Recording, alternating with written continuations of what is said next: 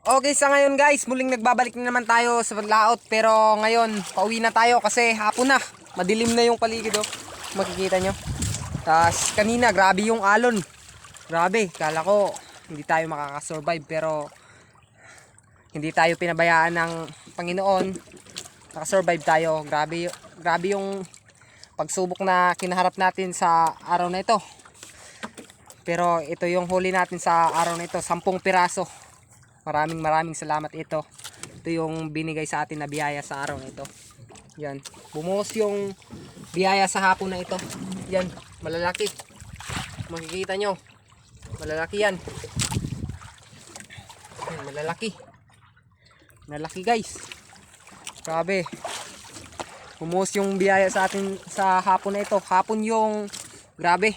Bumuhos talaga. Kasi kaninang umaga, 2 lang yung huli natin. Pero ngayon, naka-8 pa tayo ng hapon. Kaya, bali 10. Bye bye na guys. Ingat kayo palagi. God bless.